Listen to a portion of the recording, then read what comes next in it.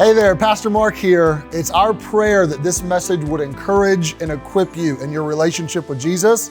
We're able to provide this content due to the joyful generosity of our financial partners. And if you'd be willing to join that tribe and help get some sermons like this around the world, you can donate at harvestbaptist.info/give. God bless. Would you do me a favor and go to Romans chapter number 6? Romans 6. We'll be there in a few minutes. But hang with me. I'd like to set the stage a little bit and help you understand what's happening and why we want to read Romans chapter number 6. In seminary, I had to write a lot of papers. It was just kind of part and parcel of going through that level of education. But one of the papers I had to write was on the constitutional nature of man, which sounds like, if you wanted to read a paper on the constitutional nature of man, sounds like a snooze fest, right? It does not sound like a novel. And I thought that it would be like many of the papers that I wrote, profitable to some degree, but by and large forgotten by the time, I flipped to the new year or something. But it ended up being one of the most influential and helpful papers that I wrote in all of my time at seminary, which basically is trying to get at the core of what makes a man, what makes a human, or in other words, you could say, what distinguishes a human from, say, an animal? Or what distinguishes a human from, say, an angel? Like, what makes us unique? And there's a complex answer, but the really simple answer is that humans are uniquely immaterial and material bound up together. That an animal would have a body, but not a spirit. An angel would be a spirit, but wouldn't have a body. But we are this unique kind of hybrid that has both body and spirit bound up with each other. And kind of in between those two, if you read Psalm 8, you would find that there's all this glory given to God. And we're told, what is man? God, that you would be mindful of him. And that the Son of Man, that you would visit him because you've made man a little lower than the angels, but you've given us dominion over the beasts of the field and the fowl of the air and the fish of the sea and whatsoever passes through the paths of the seas. It's this idea, biblically, that we're kind of in the middle and we are immaterial and material bound up together. Now, there's a billion implications from that.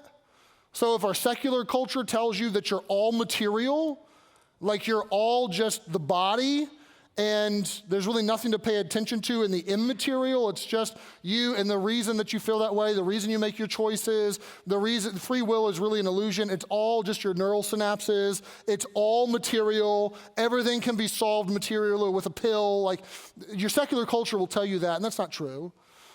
Religious culture tends at times to say that you are the immaterial you, period, end of sentence.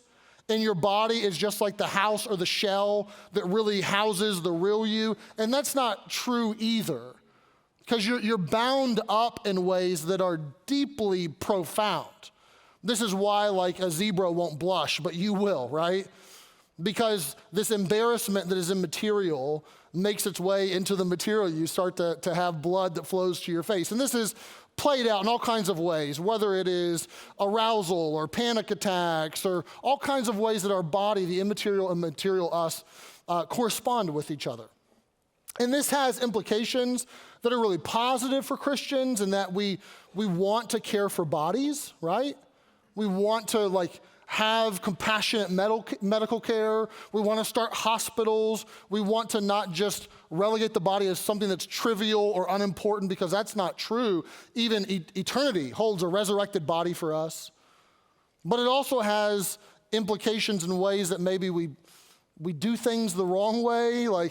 You can try to perhaps treat problems in people as strictly spiritual and ignore the material. And the point is you have to bind them both up. So I think you would agree with this. If someone breaks their arm, they don't need to memorize a Bible verse, right?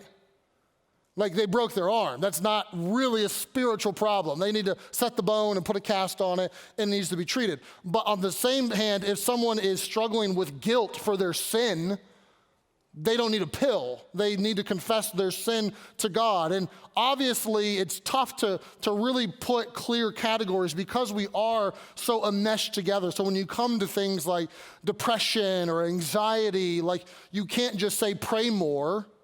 nor can you say, well, just sleep more. Like, these correspond, and you don't want to be reductionistic. Now, I could say a lot more on that, but that's a big philosophical, even theological introduction to say just this very basic point. If you want to grow spiritually, you can't ignore the material you.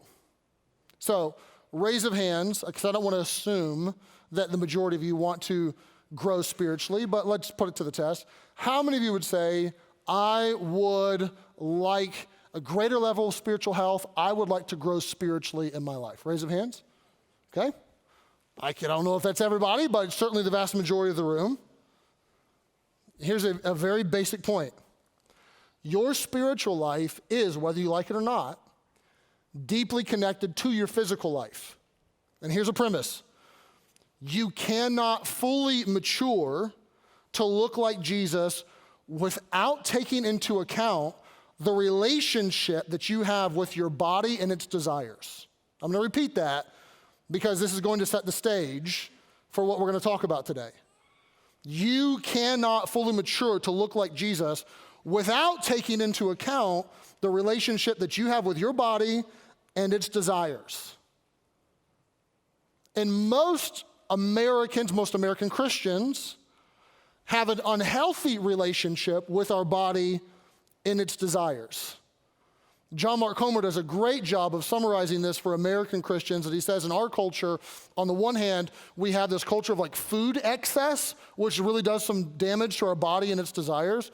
On the other hand, we have this culture of body idolatry, and he calls it the twin sister of body insecurity. And these come to play like at the same time. So we are a culture of food excess, no doubt about it. Like Americans are known all over the world as this place where there are farmers and there are restaurants and there are grocery stores and there are Thanksgiving meals and there are food programs for the poor. And it is this place where we eat 3 meals a day, and it's not just beans and rice all of the time. It is this place that is known for having an abundance of food, so much so that food waste is a thing for us. And it may not have ever occurred to you that like a lot of the world doesn't deal with that at all because they're just struggling to get like some food, but like food waste is a thing for us. They say that the average American home, if you're a family of 4, that you throw away food that is edible that you could have eaten, like, you know, those leftovers that you put in the fridge and you intended on eating them and then like a week went by and you didn't, or that like box of spinach. I don't know why spinach always comes in a box and not a bag, but you know, it's in the fridge. And then you like use a little bit of it, but hardly any of it, and then the changing of the guard happens, right? Where the old spinach goes in the trash and the new box of spinach goes in the fridge. You know what I'm talking about? We throw away $1,500 worth of food on average annually of just stuff, right? And you can even see this like in my contemporaries, like parents who are parenting young children with me right now. How many of you are 40 years and above and you grew up in a home where you cleaned your plate? If it was in front of you, you cleaned your plate, that was the rule, okay? There's a smattering of hands. That's not a thing anymore. I'm not arguing that it should or shouldn't be. I'm just saying that most of my friends who are raising kids don't have that rule because we don't look at food as hard to come by as it once was. We take it for granted. The vast majority of us didn't grow our own food or really, it's just like, oh, it's a few bucks, whatever, we can throw some away. You know, it's just a little bit like, it's just different. Our relationship with food in our culture is different. We have so much of it. And because we have so much of it, it would stand to reason that the data is probably true, that 75% of Americans, they say, are overweight. 30% of our kids, they say, are overweight.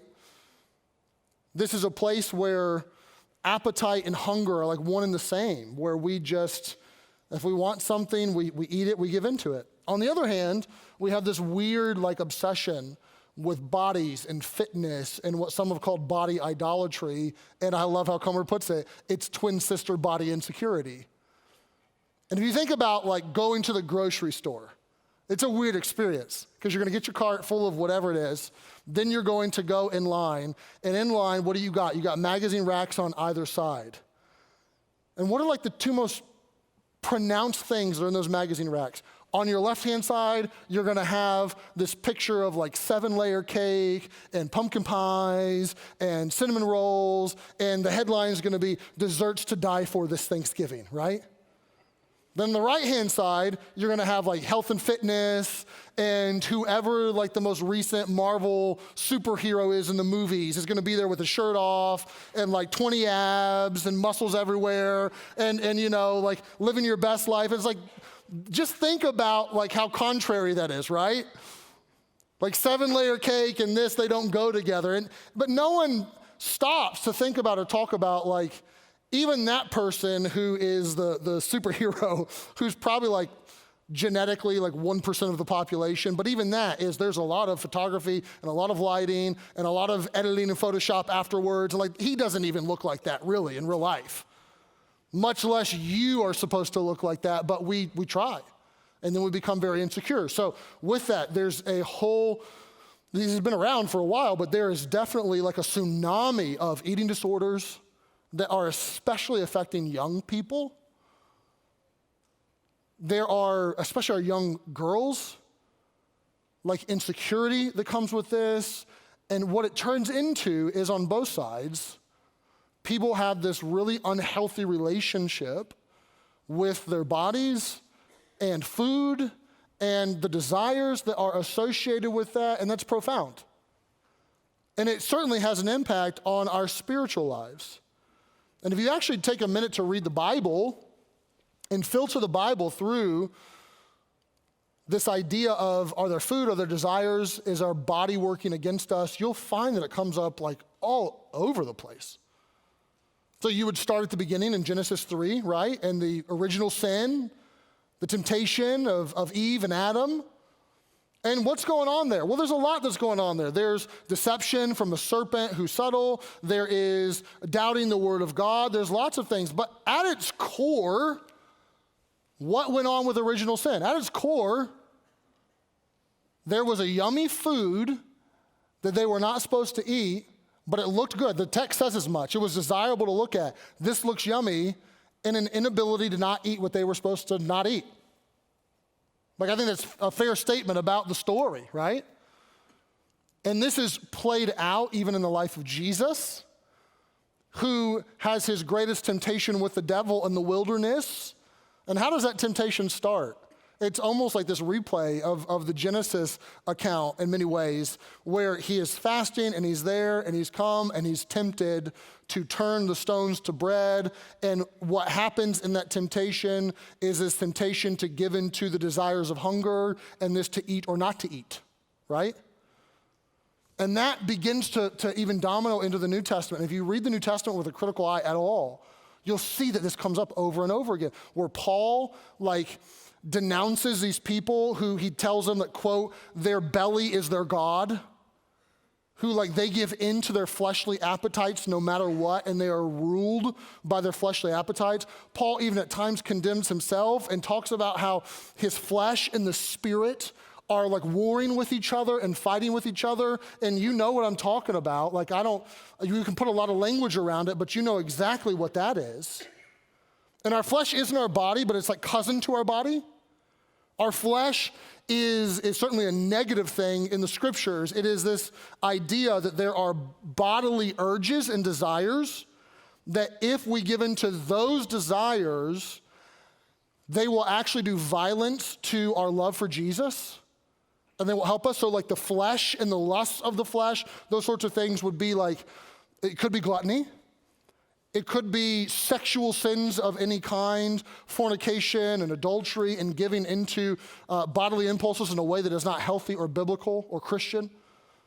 It could be substance abuse of being tied down to nicotine and smoking and vaping, or some of you would know full well what it is to like not want to give into the desires to drink that or to smoke that or to do those drugs, but there is this pull inside of you and your flesh wants it and trying to war with that, right? And the solution that we were presented with in the scriptures takes on like a lot of different words, but it's all the same concept. Where in Colossians, Paul says we should mortify our flesh, or we should kill our flesh. not literally, but we should take those desires and we should want to kill them off, starve them out. We're told in Romans 12 that we should present our bodies a living sacrifice. We're told in Galatians that they that are Christ have crucified the flesh with the affections and the lusts. And then Romans 6 is where I wanted you to land. Look, if you would, in verse number 12. Don't read this through a strictly spiritual lens and ignore the plain teaching of the text that sin and struggling spiritually with sin is deeply connected to the physical you. So here it is, verse number 12. Let not sin therefore reign in your mortal body. What does he mean, mortal body? Is that an analogy for something? No, it means your physical you. That you should obey it in the lust thereof. Neither yield ye your members or your body parts, right? If you cut my arm off, you dismember me, your members. Don't yield your body parts as instruments of unrighteousness unto sin, but yield yourselves unto God as those that are alive from the dead, and your members or body parts as instruments of righteousness unto God. So here's the point.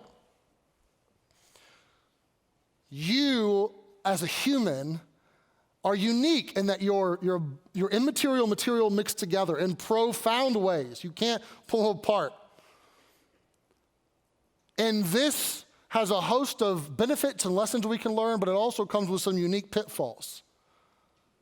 That material you, specifically the flesh, those desires, the affections that are wrong and malformed, can push you, those bodily urges, can push you into a pattern of sin and away from God if you're not careful. And the clear instruction and even practice from the life of Jesus is that you want to kill that off. You want to I hate to use the word tame, but for lack of a better word, tame that. You want to work against that, put effort there. And the question is there like a way from the life of Jesus where his ways and his words would give us a practice or something we could do to help us accomplish this? Because it's one thing to say, they that are Christ have crucified the flesh, mortify your flesh, yield your body as members of righteousness. How? Like, that sounds good in theory, but can you give me something practical to make that happen? And the answer is yes. There's a lot of ways that you could do that. Almost any practice that centers around the idea of abstinence would work. But the most profound one that you really see in Scripture is the practice of fasting. In the last couple of weeks, I've given you practices of engagement, that we should be generous, that we should evangelize. But you can't just have a life. If your Christianity is centered on practices of engagement and there's no practices of abstinence, which is certainly a pitfall that many Christians fall into, and many churches kind of subsidize that and help them fall into it. If there's no abstinence, you're going to hurt. You're going to hurt. If the sum total of your Christianity is, well, I come to church and I read my Bible and I pray and I try to share my faith and I serve and I'm in community, I'm in a group trying to study the Bible together with people, all great things. All great things. But it's all engagement. And I have met so many Christians that would say, I'm trying all this, but I am still getting run over by my flesh. All of these sexual desires and all of these desires for substance and all of this stuff, like it feels like I am just being drug around by my flesh, and I have a really unhealthy relationship with my body and its desires. And the reason for that would be you don't have much practice of abstinence, and you have to balance that. The practice of abstinence helps you with this. And like I said, lots of ones that you could employ, but fasting would be at the top of the list. So let's read quickly a little bit about this from the life of Jesus. There's a lot we could say, but I'll start with just a few simple texts. Matthew 4. Jesus is led up of the Spirit into the wilderness to be tempted of the devil. And when he had fasted 40 days and 40 nights, afterward, he was hungry. Makes sense, right? If you didn't eat food for 40 days, you'd be hungry too. Like, that's very common. And when the tempter came to him, he said, if thou be the Son of God, command that these stones be made bread. And he answered and said, I'm on a gluten-free diet. Can I make them vegetables? No, he didn't say that. He said, it's written, man's not going to live by bread alone, but by every word that proceeds out of the mouth of God. There's more to life than physical food. I'm wanting to feast on God and his word. Matthew 6. This teaching, so there's 3 little vignettes of teaching that Jesus gives, all follow the same pattern. That in secrecy, give to the poor and don't make a show about it. In secrecy, enter into your closet and pray. And then we get the Lord's Prayer, the model prayer, our Father which art in heaven, hallowed be thy name, so on and so forth. And then immediately after that, you get the in secrecy fast. And we talk a lot about giving and generosity, and we talk a lot about praying, but we very rarely talk about fasting. This will be, in my 7 years of pastoring here, my 3rd sermon on fasting, but I vividly remember the first one I preached was in 2017, and I had multiple people, I wouldn't say a flood, but close to a flood, of people come up to me afterwards and say, that's the only sermon I've ever heard on fasting. I've never heard that before. Like, I know the concept, but no one's ever taught on it at all. And Jesus goes into fasting, and here's what he says. Moreover, when you fast, and people have long pointed out, not if you fast, but when, there's this expectation that we would, or an assumption that we would. Be not as the hypocrites, sad countenance, they disfigure their faces, that they may appear unto men to fast, right? They're doing it for people's applause and approval of you're so spiritual, and look at you, wow, what self-control you have. You're an amazing person. Verily I say unto you, they have their reward. Those motives are not right. But you, thou, when thou fastest, anoint your head, wash your face, put some product in your hair. Don't look all disheveled on purpose. That thou appear not unto men to fast, but unto thy Father which is in secret. And thy Father which seeth in secret shall reward thee openly. So here's what Jesus assumes. Number 1, you'll do this. Number 2, your motives will probably be off, and you're going to need a motive adjustment. And number 3, if you do it with the right motives, there's a reward from God that is profound. Jesus actually presses in perhaps to this reward when he says in Matthew chapter number 9, when the disciples cannot cast this demon out of this person, and Jesus does it. And they come to him and they say privately, which they wouldn't want to do it publicly because you imagine they'd be embarrassed to some degree, why could we not cast him out? Like, what's the deal? What's going on? We struggled here. And he said unto them, this kind can come forth by nothing but by prayer and fasting. I would phrase it this way, guys, you want to push the ball over the spiritual goal line, you got to pray and fast for this one. Like, that's going to move the needle in ways that are really profound and are going to help you. Now, there's a lot more I could say because if you read the Bible, fasting's all over the place. In the Old Testament and the New Testament, it's all over the place. Moses fasted for 40 days, Elijah fasted for 40 days, Jesus fasted for 40 days.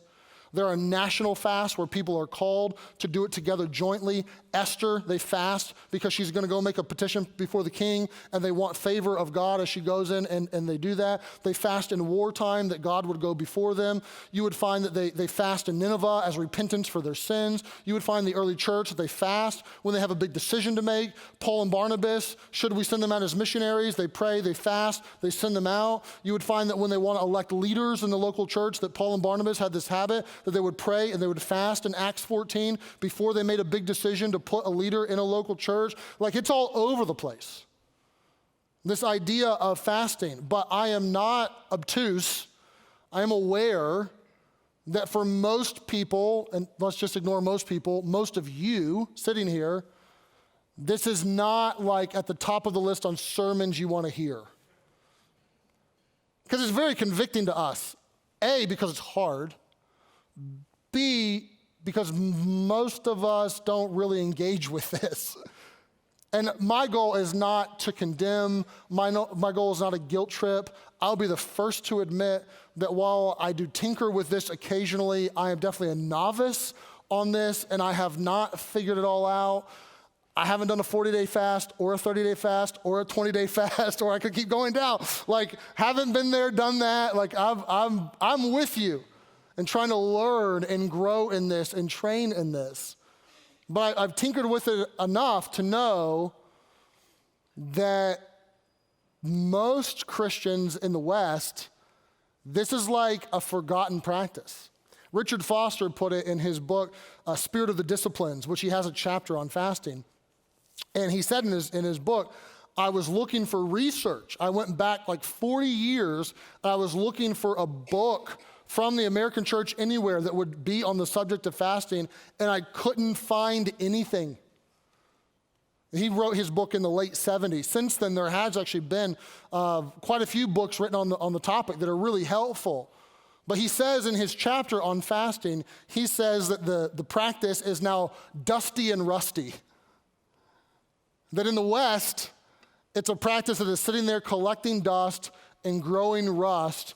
And his argument that he makes is that we should dust this off and kick the rust off of it, and its time has come back.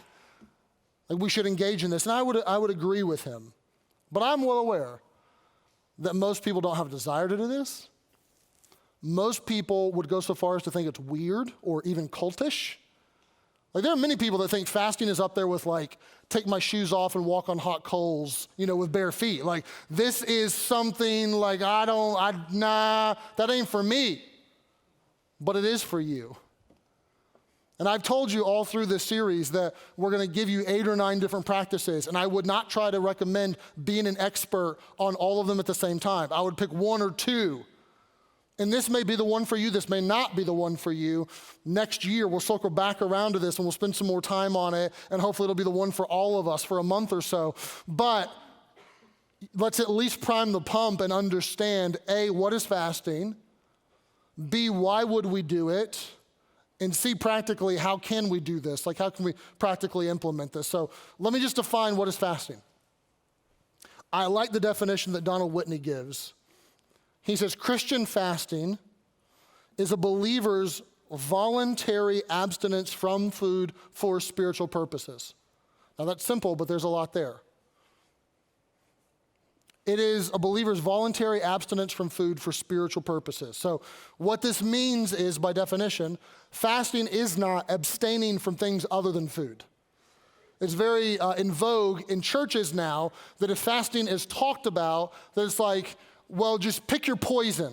Do a social media fast, do a coffee fast, do a TV fast, do a only buy consumables for a month and don't buy any clothes for a month fast. That's not really fasting. That is abstaining, and there's a place for that. Those things are healthy in their own right, but it does a disservice to the word fasting when we make fasting not about food. So it is abstaining from food voluntarily. It's also abstaining for spiritual purposes. So you can fast for a non-spiritual purpose.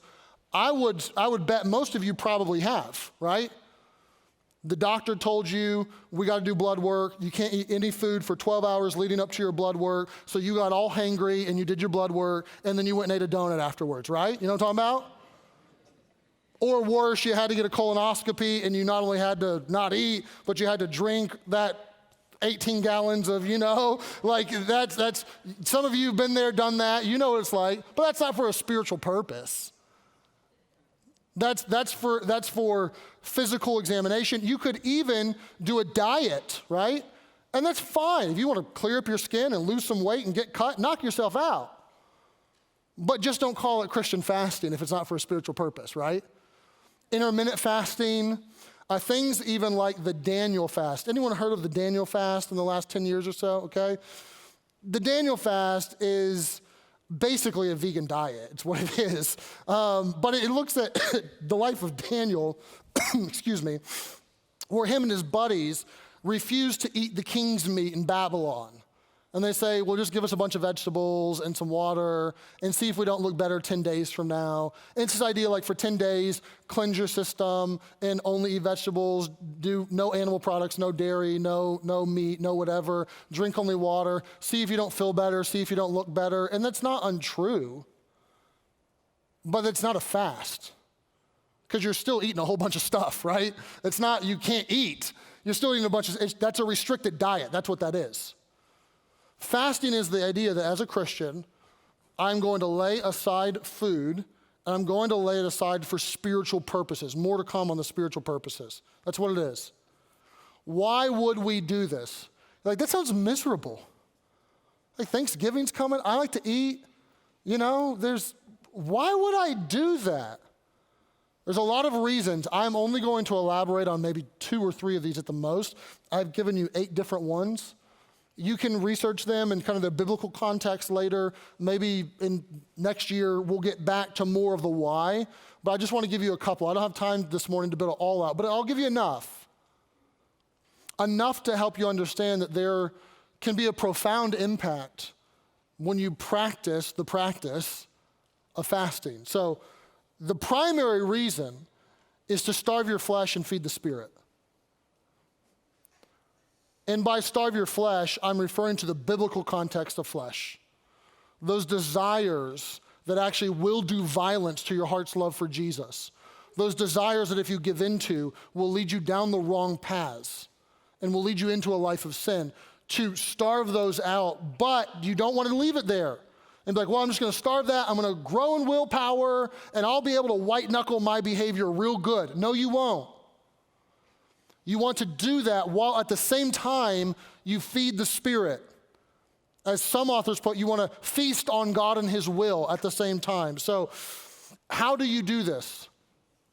You take food and put it to the side, and then you take that time that you would spend with food, and you engage in another practice. So you might meditate on the scriptures. You might read the Bible. You might pray. You might go evangelize. You take that time and you engage in something to actually feed yourself spiritually while you're not feeding yourself physically. And if you'll do this, you'll realize very quickly how much time is given to eating.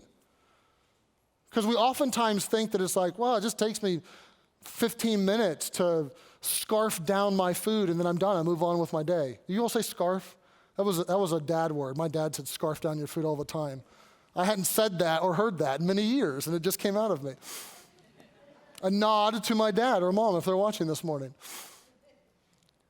When you think about the time it takes to meal plan, and then to buy the groceries, and then to load the groceries, and unload the groceries, and prep the food, and cook the food, and eat the food, and clean up from the prep and the cooking of the food. Like, there's a lot of time involved.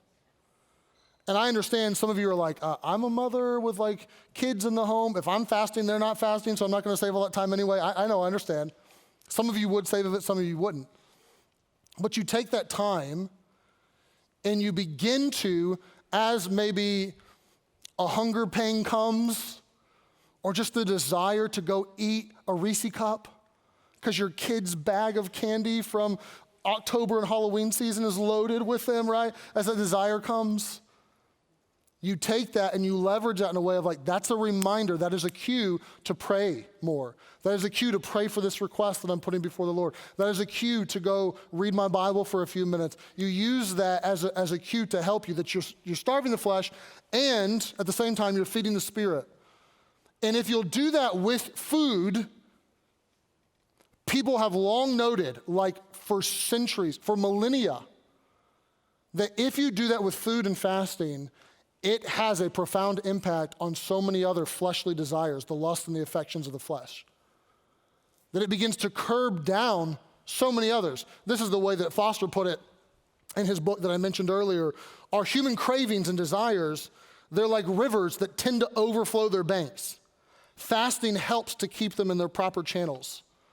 Thomas à Kempis said as much when he said, refrain from gluttony and you will more easily restrain all the inclinations of the flesh. There's someone in our church who, I asked them if I could allude to this, but leave them nameless, but they did a 40-day fast a number of years ago, and we were talking about it while they were going through it and why they were going through it, and what they found was it had a profound impact on their sexual urges and desires that were malformed while they were fasting from food, and that the domino effect on all of the flesh and all the appetites was far richer than they ever could have anticipated that it was. And many have found that that's the case. That if you'll focus on this one area, it really does ripple into so many other areas of your life. So why do it? Starve the flesh and feed the spirit, not eating food so that you can feast on the Lord and his will. You would also do it to strengthen prayer. Prayer and fasting are like the oldest and dearest of friends. And more often than not, when you see fasting in the Bible, it is immediately followed by or preceded by prayer. That they prayed and they fasted, or they fasted and they prayed.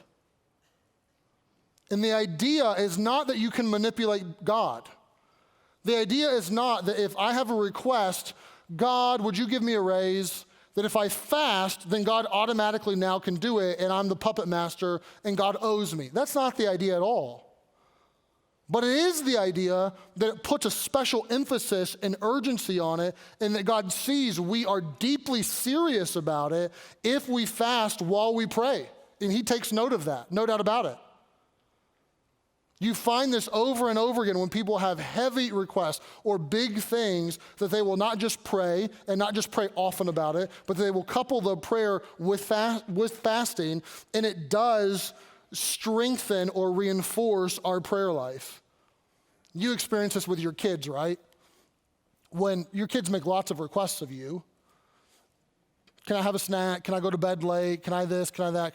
But occasionally they'll make a request and you can tell like they really want it. And it feels really important to them. And as a parent, you may or may not say yes. It may be healthy to say yes, or it may not be. It's very situation specific. But you get a deeper urge to want to say yes because it means so much to them. And it is a way for us to express that this means a lot to our Heavenly Father. You could find that people fast in order to find God's guidance for a situation. And if you have a heavy, heavy decision, it would be a recommendable practice to put with prayer to actually seek God's guidance. You could find that in Judges or in Acts 14. Expressing grief and contrition for sin, not as a way to do penance for sin. Let's make that clear. Because the practice of fasting for hundreds of years was abused and misused by the church. And it became this, let me flog myself spiritually so that I could do penance and earn God's favor and earn forgiveness of sins. That is never the case.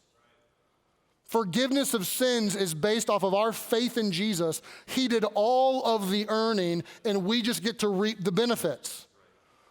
But it is proper that if there is real grief and contrition over our sin, that may at times show up with fasting as well. The people of Nineveh are a great example of that. That when they turn to the Lord, they grieve over their sin and they put on sackcloth and they fast for a period of time because of their sin. You would also find to seek deliverance and protection. This is something that you would see in even in modern times or in American history.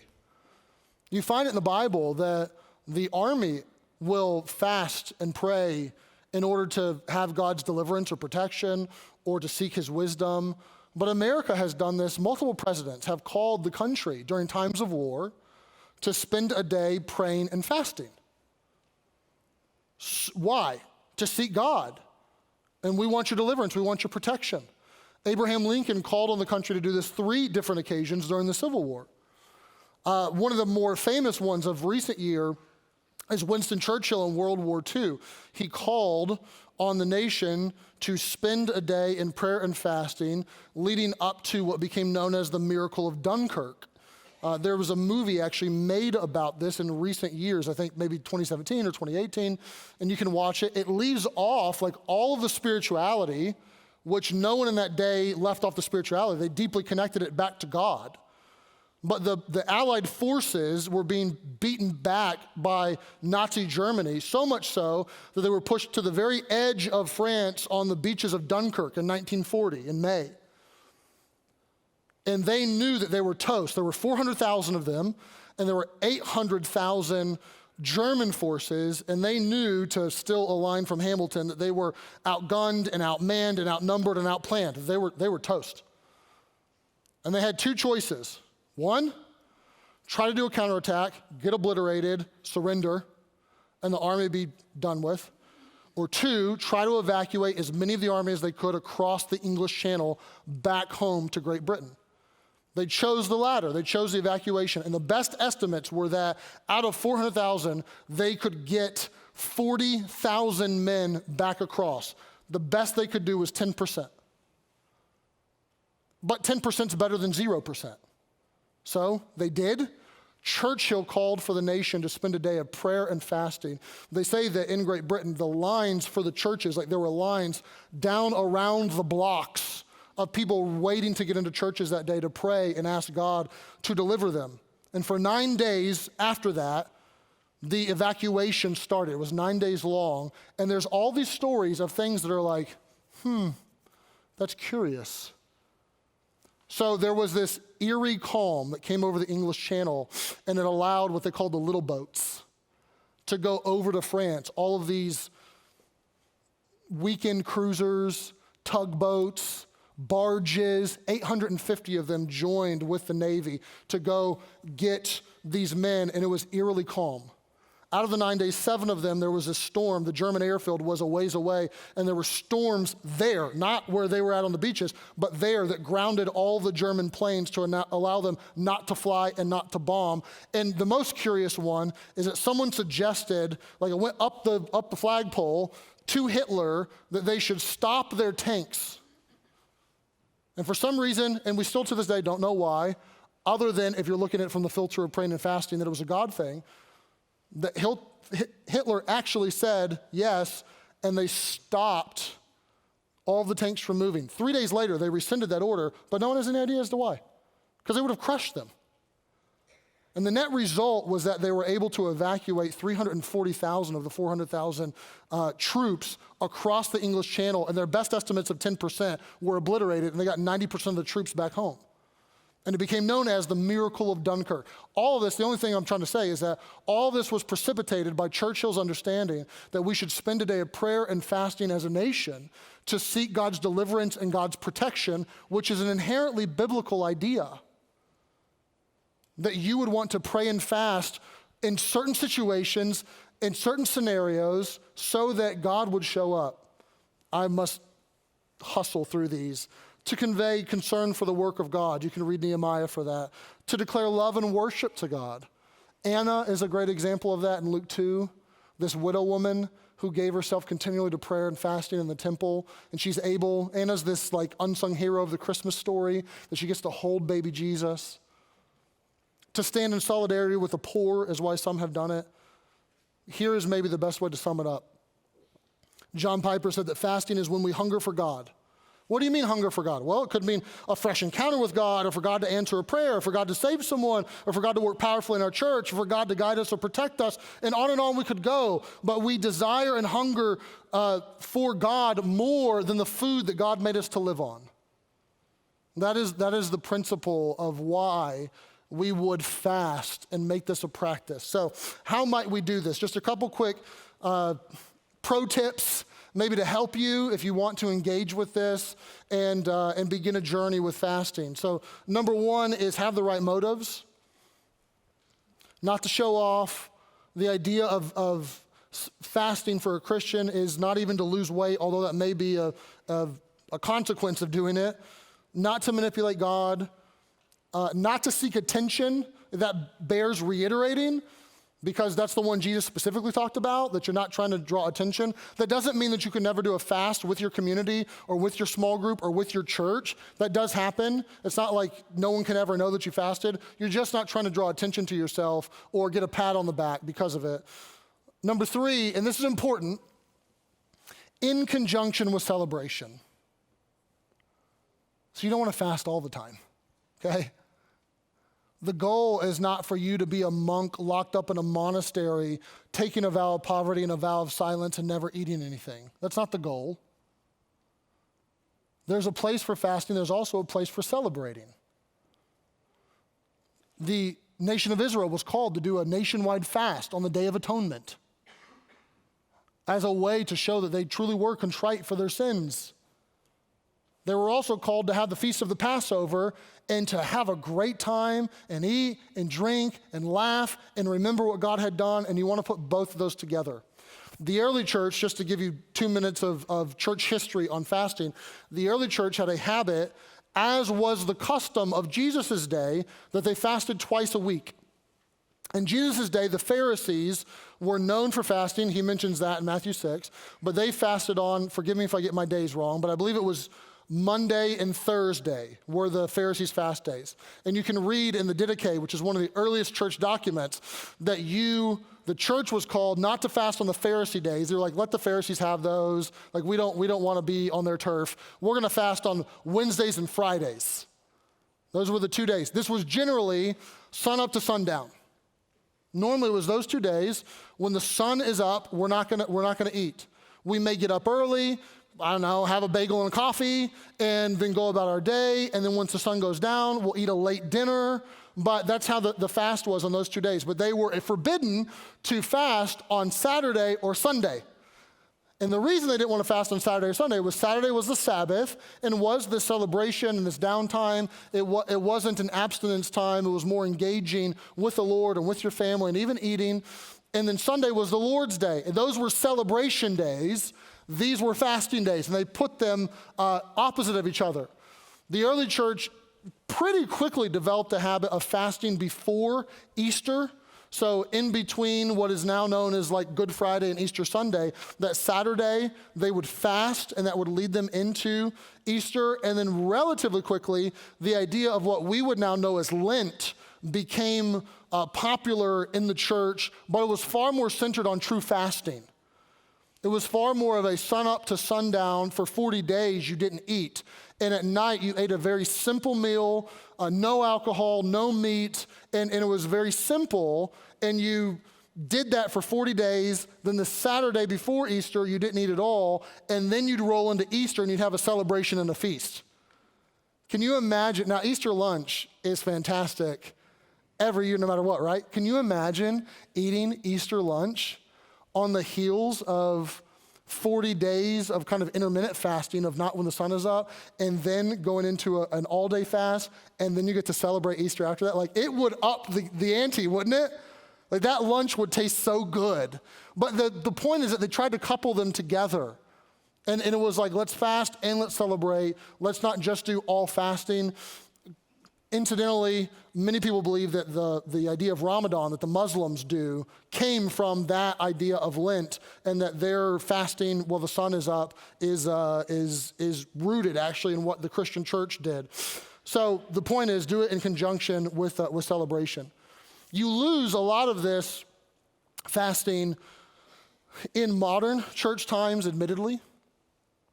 But it did kind of make a resurgence with the Methodists. Anyone have, you grew up Methodist background? Let me see you, raise your hands, kind of scattered throughout the room.